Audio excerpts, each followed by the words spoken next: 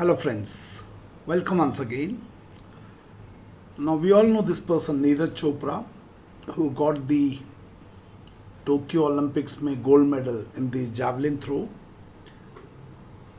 Question is,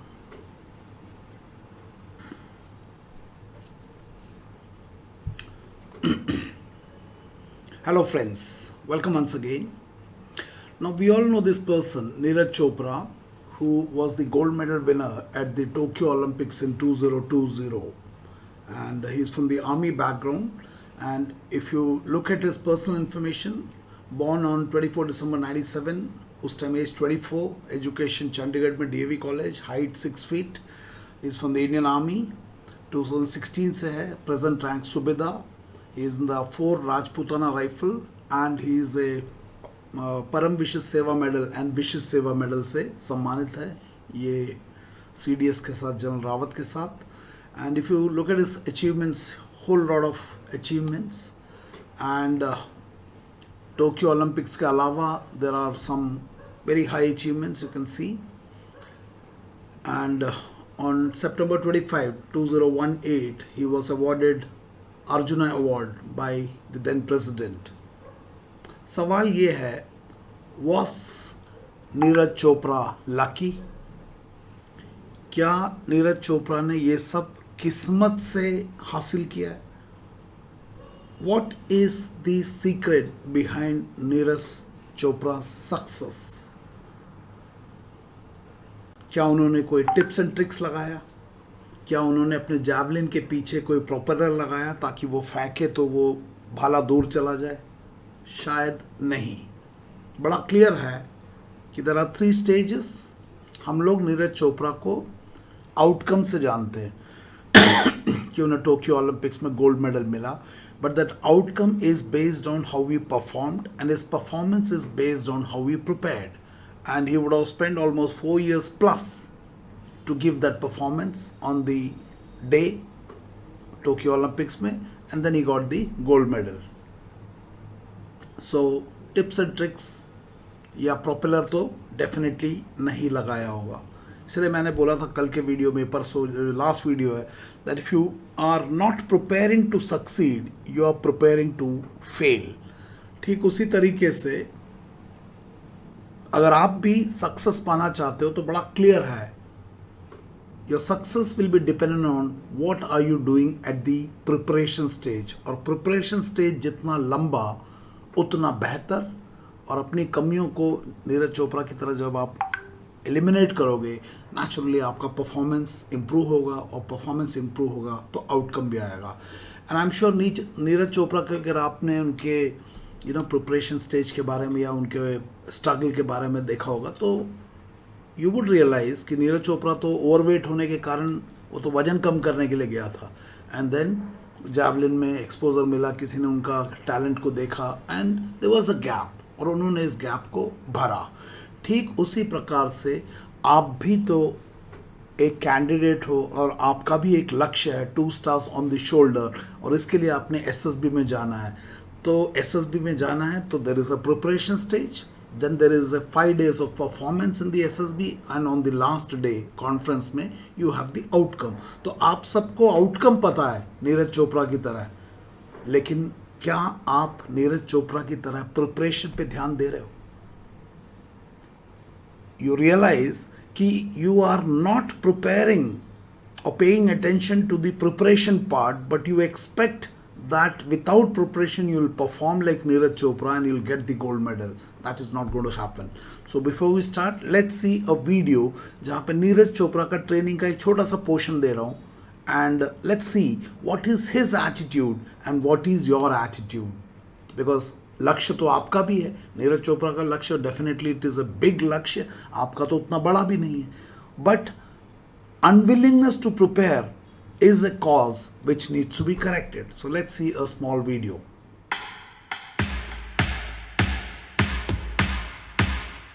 उसका थोड़ा weight over हो गया था. फाइट निकलने के लिए कहीं ना कहीं फिटनेस को मेंटेन करनी पड़ेगी. पूरी लगनशीलता उसके अंदर इतनी है, जो सोच लिया तो करके दिखाना है.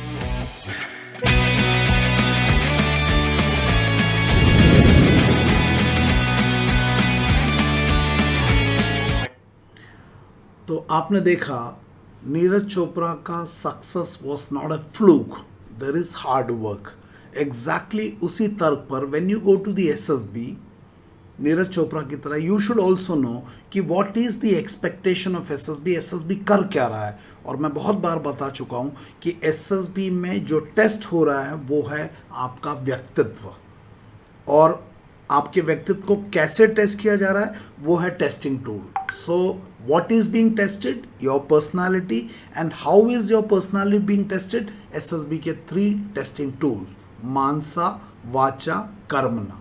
एंड लाइक नीरज चोपड़ा के भी मेनी स्टेजेस ऑफ सिलेक्शन हुए होंगे ओलंपिक्स में जाने से पहले, तो आपका भी एक स्क्रीनिंग है। ऑलमोस्ट 70 to 75% लोग स्क्रीनिंग में ही आउट हो जाते हैं because definitely they don't fit the scale.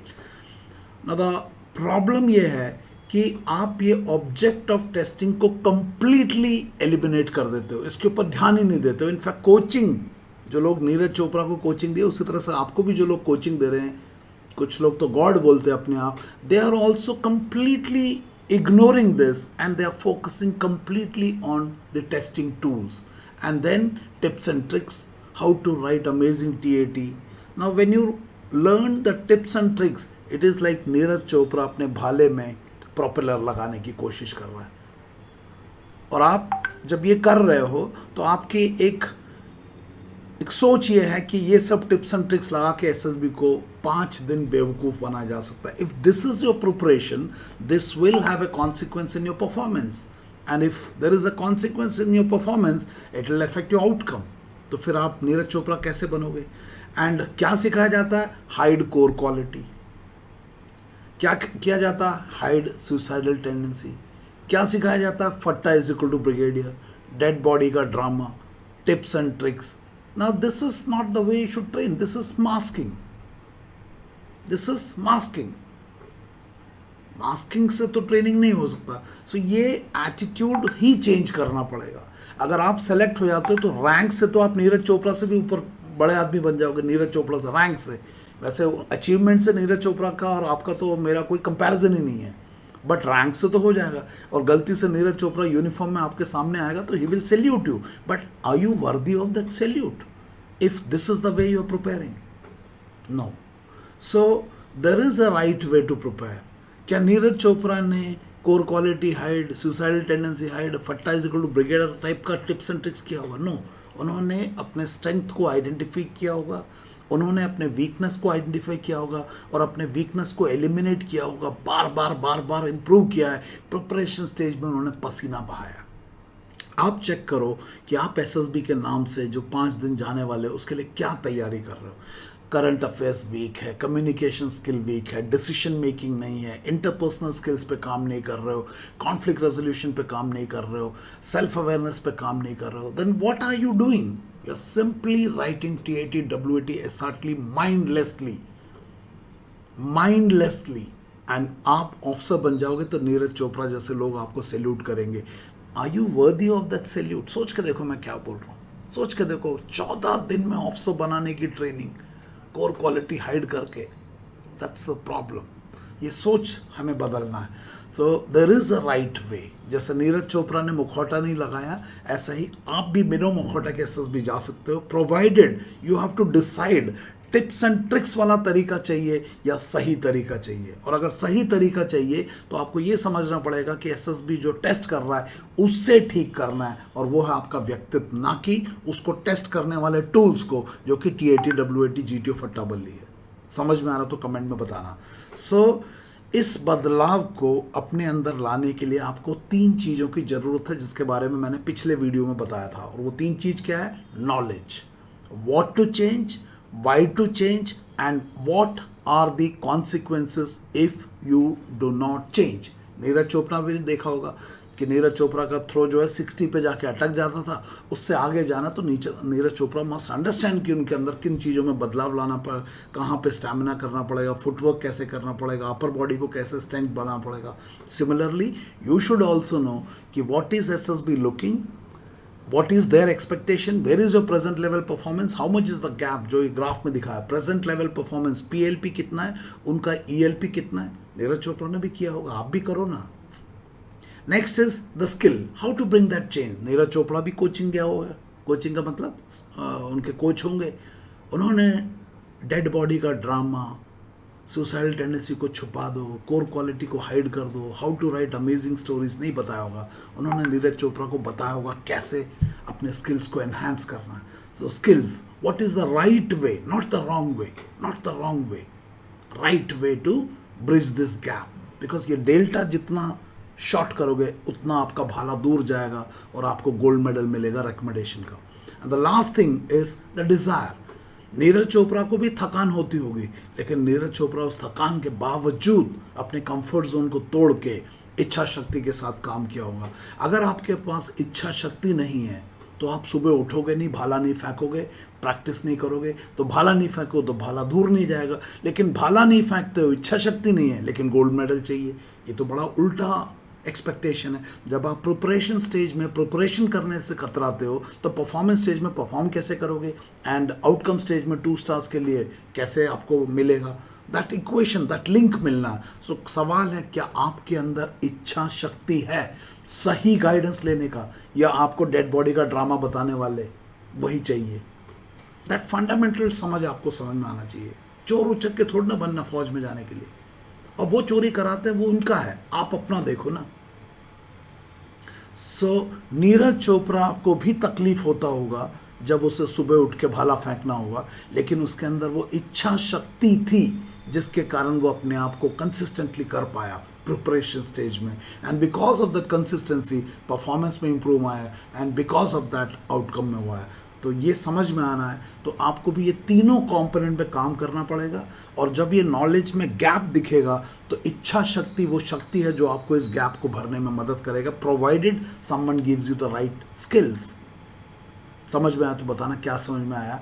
तो सबसे पहले नीरज चोपड़ा की तरह आपको भी क्या करना पड़ेगा, आपके उन स्ट्रेंथ एंड वीकनेस को समझना पड़ेगा एट ऑल लेवल। जो भी एसएसबी चेक कर रहा है कि मेरे वो स्ट्रेंथ क्या है जिसके बदौलत मैं ऑफिसर बनने योग्य हूं, ये आपको पता होना चाहिए। मैं ऑफिसर बनना चाहता हूं, इस सोच से नहीं होगा। मैं ऑफिसर बनना चाहता हूं और मेरे बनने के पीछे ये मेरी योग्यता 1 2 3 4, जब तक ये क्लियर नहीं होगा आप अंधेरे में तीर मार रहे हो। यू नो व्हाट इज अंधेरे में तीर मारना, तुक्का मारना। तुक्का क्यों मारना, यू आइडेंटिफाई। और आपको पता है एसएसबी आपको 4 स्तर पर देख रहा है, physical, intellectual, emotional and value clarity के ऊपर। Factor 1, factor 2, factor 3, factor 4। इसमें फैक्टर 1 का reasoning ability is the mother of all OLQs। और आपको देखोगे एफएस वीडियोस में पूरे रीजनिंग के ऊपर ही बात हो रही है। मेरी हर बात आपके बुद्धि पे घंटी बजा रहा है। तो आप भी जब इंटरव्यूइंग ऑफिसर, साइकोलॉजिस्ट और जीटीओ से बात करो तो उनकी बुद्धि पे टारगेट करो, ना कि टिप्स एंड ट्रिक्स पे। तो आप चेक करो, आप मुझे बताओ कि आप फिजिकली नीरज चोपड़ा की तरह अपने आप को रगड़ रहे हो ताकि आपका physical level of fitness improve हो जाए। बुद्धि के स्तर पर क्या आप अपने ऊपर काम कर रहे हो ताकि आपका reasoning, effective intelligence, organizing ability, power of expression, या दूसरे साइड से बोला जाए तो आपके लॉजिकल थिंकिंग, आपका analytical skills, observational skill, conflict resolution skills, evaluation skill, discriminative skill, decision making skills, implementation skills, goal setting and consistency, all those things, क्या आप काम कर रहे हो। Next is factor 3, emotional skills, है ना, social adaptability, cooperation, sense of responsibility. ये तो OLQ की भाषा हो गई, बट एक्चुअली डेवलप क्या करना है, high degree of self awareness, self regulation, internal motivation, social awareness and social regulation. Empathy, क्या आप में ये है, ये है। Next is value clarity. आपको पता है आर्म फोर्सेस में चोर उचक्के नहीं चाहिए, इट्स इंटीग्रिटी बेस्ड ऑर्गेनाइजेशन। ये कोर क्वालिटी को हाइड कर दो, इसको छुपा दो, सुसाइडल टेंडेंसी छुपा दो, ये सब झूठा ट्रेनिंग करा रहे। तो क्या आपके अंदर वो है जो कोर क्वालिटी मजबूत, इच्छा शक्ति, moral courage, determination, ability to bounce back from failures, fear of failure की बजाय में ये एबिलिटी टू फेस फेलियर, वो है ये सब ताकत? अगर है तो बहुत बढ़िया है। तो जरा नीरज चोपड़ा की तरह आप भी देखो कि आपके वो स्ट्रेंथ क्या है जिसके बदौलत आपको ये 2 स्टार्स मिलेगा, और आपके वीकनेस क्या है जिसके कारण ये नहीं मिलेगा। और आपको पता क्लियरेंस रेट इज 3.6, ये पता ही नहीं आपको। आप बिना अपने स्ट्रेंथ एंड वीकनेस के आप अपना SD लिखते हो, किसी कोचिंग के बुक से, हाइड कोर क्वालिटी, फिर तो गड़बड़ हो जाएगा ना।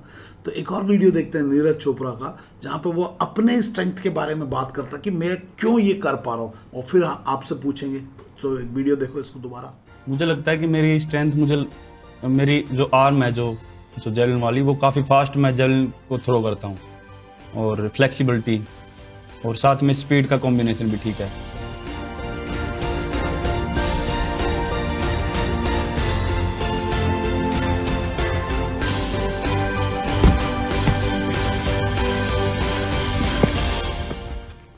तो देखा आपने, नीरज चोपड़ा बोलता है मुझे लगता है मेरे आर्म का strength, flexibility and consistency, practice. आप क्या कर रहे हो? आपके क्या स्ट्रेंथ है? क्या कम्युनिकेशन आपका स्ट्रेंथ है? क्या शार्प ऑब्जर्वेशन आपका स्ट्रेंथ है? क्या प्रॉब्लम सॉल्विंग आपका स्ट्रेंथ है? क्या कॉन्फ्लिक्ट रेजोल्यूशन स्किल आपका स्ट्रेंथ है? क्या डिस्क्रिमिनेटरी स्किल्स आपका स्ट्रेंथ है? जजमेंट आपका स्ट्रेंथ है? क्या डिसीजन मेकिंग आपका स्ट्रेंथ है? क्या आपका पावर टू इन्फ्लुएंस अदर्स है स्ट्रेंथ? क्या आपका डिफेंस रिलेटेड नॉलेज अपडेटेड है? क्या आपका करंट अफेयर्स अपडेटेड है? क्या आपका इंटरपर्सनल स्किल्स बढ़िया है? क्या आपका कॉन्फ्लिक्ट रेजोल्यूशन बढ़िया है? क्या आपके अंदर मॉरल करेज है? क्या आपके अंदर फिजिकली पुश करने की क्षमता है, स्टैमिना है, करेज है, moral courage, physical courage, so many things. किस बदौलत आपको ये 2 स्टार्स के हकदार हो? What are your strengths and what are your weakness? और उन वीकनेस का आप कर क्या रहे हो? क्योंकि नीरज चोपड़ा को भी देखा होगा, अपने स्ट्रेंथ के ऊपर काम करके और बढ़ाया और अपने वीकनेस को कैसे एलिमिनेट किया। आपके क्या स्ट्रेंथ, और आपको पता है 4 स्तर पर देख रहे हैं, फिजिकल लेवल पे, इंटेलेक्चुअल लेवल पे, इमोशनल लेवल पे एंड वैल्यू लेवल पे। What are your strengths and what are your weakness? और इसे जाने बिना आप कैसे अपने सेल्फ डिस्क्रिप्शन को लिखते हो? जरा सोच के देखो, सोच के देखो, सोच के देखो। कुछ भी लिख देते हो? नो। सो सेल्फ अवेयरनेस, अगर आपको डेफिनेशन चाहिए, सेल्फ मैनेजमेंट लीडरशिप की क्लासेस में बोलता रहता हूँ, self awareness is having a clear perception of your personality including your strength, weaknesses, thoughts, belief system, value system, needs, motive and emotion. आप इस स्टेटमेंट पे नीरज चोपड़ा को रख के देखो। He knows what are his strength, he knows what are his weakness, he knows failures को कैसे handle करना, he knows how to bounce back. He is not playing with tips and tricks. आप भी चेक करो कि ये 2 stars on the shoulder के जो सपने हैं, इसके लिए आपके पास ऐसे क्या स्ट्रेंथ है, आपकी ऐसी क्या मजबूत सोच है जो इस एसएसबी में डेमोन्स्ट्रेट होगा। आप टीएटीटी कर रहे हो, बिकॉज आप इसे ठीक नहीं करोगे तो self awareness will allow you to understand how other people, psychologist, GTO, interviewing officer आपको कैसे इंटरप्रेट करेगा आपके रेस्पॉन्सेस को देख के। तभी समझ में आएगा when you are aware about yourself, how they perceive you, your attitude, your response system in that moment.